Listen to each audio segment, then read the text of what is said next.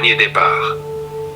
Le soleil s'était à peine levé sur Tessito, petit village poussiéreux encerclé par les ronces et les baobabs. Les coqs chantaient encore que déjà, le vieux car bleu et jaune surnommé le Grand Espoir vrombissait au cœur de la place centrale, tout sautant comme un vieillard qu'on force à se lever. « Yalla, Yalla, dépêchez-vous » cria le conducteur, un certain Demba, moustachu et nerveux, en frappant contre la tôle de son capot. Le car, rafistolé à maintes reprises, tenait plus du miracle mécanique que d'un vrai véhicule. Mais c'était le seul lien entre le village et la ville de Kédougou, à 3 heures de piste et de silence. Une à une, les passagers montaient, certains les yeux encore collés de sommeil, d'autres la tête pleine d'espoir ou de secret. Ma fille, fais attention en descendant à la gare, insista une vieille mère en attachant le foulard de sa cadette. Je sais, Dé, je ne suis plus une enfant, répondit la jeune femme, tout en évitant de croiser le regard inquiet de sa mère. Il y avait là Fatou, la vendeuse d'arachides, Amadou, l'étudiant fraîchement diplômé, Samba, le griot, une femme enceinte au regard fuyant, un marabout silencieux en grand boubou blanc, et un jeune homme appelé Djibril, qui serra sa mère si fort qu'elle retint ses larmes en marmonnant une prière. Que les ancêtres te gardent. Et si jamais tu vois de la poussière se lever sans vent, ne descends pas du car, mon fils. Djibril hocha la tête, un sourire aux lèvres. Il croyait à moitié à ces histoires, mais il respectait toujours les avertissements des anciens. À l'arrière du car, un dernier passager monta sans dire un mot. C'était une femme voilée de noir, dont le visage restait invisible. Aucun des villageois ne se souvenait l'avoir vue auparavant. « C'est qui celle-là » murmura Samba, le griot à Fatou. « Aucune idée. Elle n'a même pas salué. » Le moteur gronda. Damba cracha à terre, s'essuya les mains sur son pantalon graisseux, puis monta à son tour. « Prochain arrêt, Kédougou » cria-t-il en klaxonnant 3 fois. Les roues crissèrent sur la terre rouge. Le car s'éloigna dans la poussière et les champs lointains d'un muezzin. Les habitants agitèrent la main comme à chaque départ. Certains baissèrent ensuite la tête. Ce genre de voyage, on le fait toujours avec un peu de peur au ventre. Mais ce qu'ils ne savaient pas encore, c'est que le grand espoir ne reviendrait jamais. Le soleil atteignait déjà son zénith au-dessus du village de Tessito. Les femmes s'étaient regroupées à l'ombre des manguiers, pestant contre la chaleur. Les jeunes étaient partis puiser de l'eau au marigot et les anciens, assis en cercle, regardaient l'horizon en silence. Ce jour-là, le car, le grand espoir, aurait dû arriver à Kédougou vers 11 heures. D'habitude, à cette heure-ci, Dumba appelait depuis un téléphone public ou envoyait un message par la fille d'un commerçant, juste pour dire « On est bien arrivé. Inch'Allah, retour demain. » Mais à midi passé, rien. Le silence. Un silence lourd, collant, presque surnaturel. Bizarre, marmonna Khadija, la gérante du petit kiosque du village. Il appelle toujours. Peut-être qu'ils sont tombés en panne, proposa Diaga, en mâchant un bout de paille. Avec ce tas de ferraille, rien d'étonnant. Mais les plus âgés se regardèrent longuement sans rien dire. À 13h30, Babacar et Mustapha, 2 jeunes du village, décidèrent de prendre une moto pour suivre la piste du car. Le chef du village leur donna sa bénédiction et leur dit « Si vous voyez des traces anormales, vous revenez. Ne soyez pas plus curieux que les hyènes. » Ils partirent dans un nuage de poussière, longeant les eucalyptus secs et les termitières géantes qui bordaient la piste de latérite rouge. Pendant ce temps, au village, des rumeurs commençaient à circuler. Moi, j'ai entendu qu'ils ont été arrêtés à Niakunda. Non, non. Le petit de Kumba m'a dit qu'un camion s'est renversé sur la route de Mbaka. Ils ont dû rebrousser chemin. Et pourquoi le téléphone de Samba ne passe pas? Même le marabout ne répond pas. À 17h, Babacar et Mustapha revinrent. Ils avaient parcouru toute la route jusqu'à Kédougou. Aucune trace du car, aucun pneu brûlé, aucun débris. Aucun témoin ne les avait vus passer. Même les policiers du poste de Tanda n'avaient rien vu. Rien du tout, pas même une bouteille vide, comme s'ils n'étaient jamais partis. Le silence tomba de nouveau sur Tessito, plus lourd encore qu'au matin. Et ce soir-là, pour la première fois depuis 20 ans, le chef du village ferma lui-même les grilles du dispensaire. Quelque chose ne va pas. Le vent a changé. 2 jours passèrent. 2 jours sans nouvelles. Ni un appel, ni un message, ni un signe. Les familles ne dormaient plus. Chaque bruit de vent faisait sursauter les anciens. Les mères avaient le regard vide et les mains tremblantes autour des marmites. C'est alors que le 3e jour, au petit matin, un berger revint en courant au village. Il haletait, le visage couvert de sueur et les yeux grands ouverts comme s'il avait vu le diable. Là-bas, près des collines. J'ai trouvé ça, souffla-t-il en tendant un téléphone couvert de poussière. C'était le téléphone de Samba, le griot. Son nom s'affichait en lettres tremblantes sur l'écran ébréché. Les villageois se rassemblèrent autour du vieil appareil. « Comment tu sais que c'est le sien ?» demanda Fatou la vendeuse. « Je l'ai vu plusieurs fois en train de raconter ses histoires avec ce téléphone. Il mettait la radio dedans et chantait dessus, » répondit le berger. Le chef du village s'approcha, saisit le téléphone avec précaution, comme s'il tenait un œuf de serpent. À leur grande surprise, la batterie tenait encore.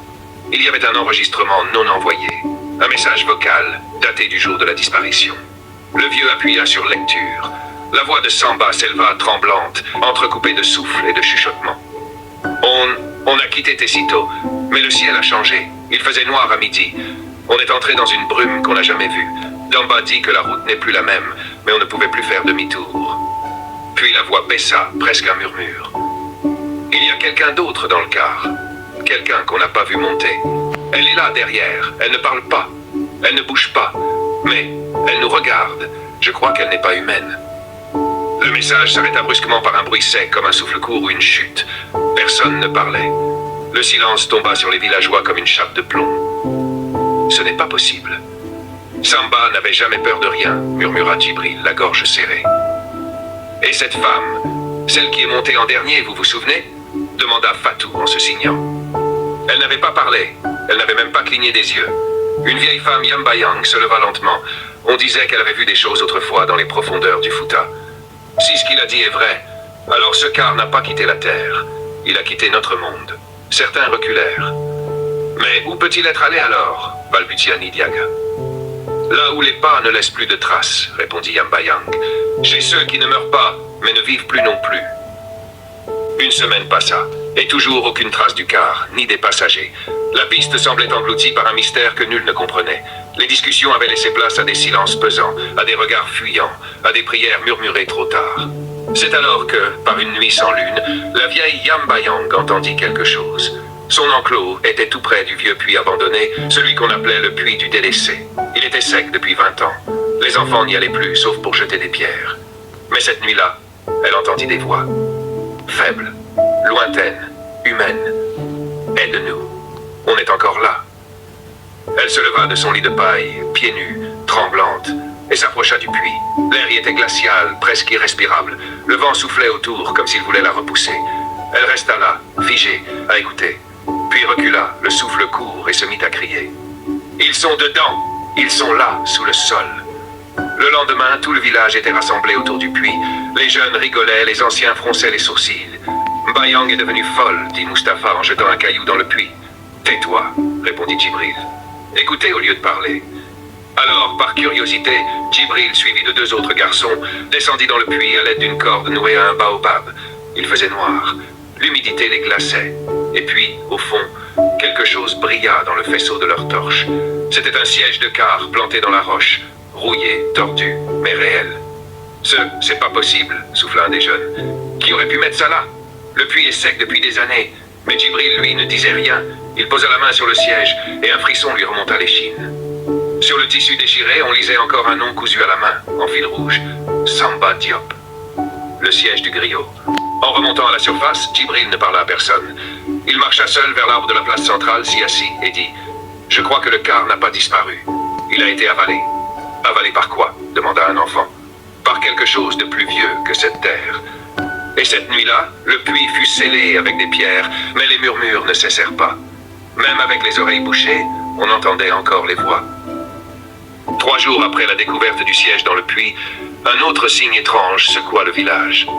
L'arbre central de Tessito, le vieux fromager sous lequel les anciens tenaient conseil, commença à saigner. Oui, à saigner. Un matin, des enfants trouvèrent de longues coulées rouges coulant le long de l'écorce, épaisses comme du sang coagulé. Ils crurent d'abord à de la sève, mais l'odeur, métallique, forte, âcre, ne mentait pas. « C'est du sang », souffla le vieux Hadji en touchant la coulée. « Par tous les djinns, c'est du sang. » Les anciens se réunirent, silencieux. Certains se signaient, d'autres marmonnaient des prières en peul, en wolof, en sérère. Tous savaient ce que cela signifiait. Un esprit ancien était en colère. « Cet arbre est lié à la terre, et la terre pleure ceux qu'elle a perdus, » déclara Yambayang. Personne n'osa s'asseoir sous l'arbre ce jour-là. Et quand la nuit tomba, les chiens hurlèrent jusqu'à l'aube, sans que personne ne sache à quoi. À l'aube du 10e jour, un cri traversa le village.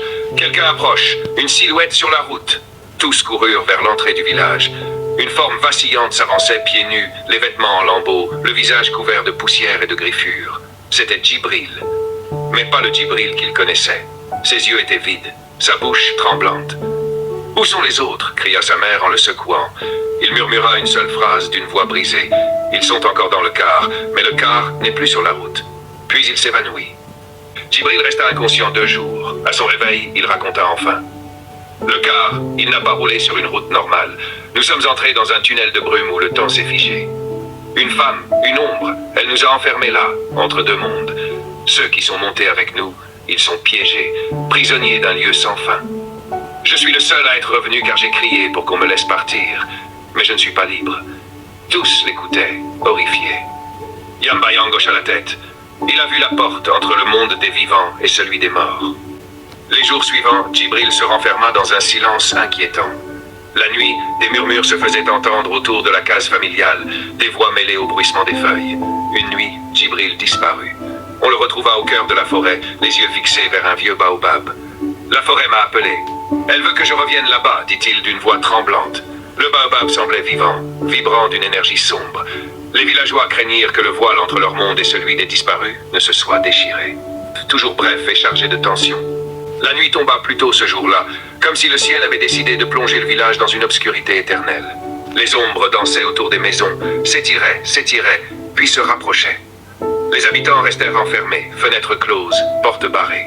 Au loin, un chant étrange s'éleva, rauque et hypnotique. C'est eux, les disparus, qui appellent, murmura Yambayang.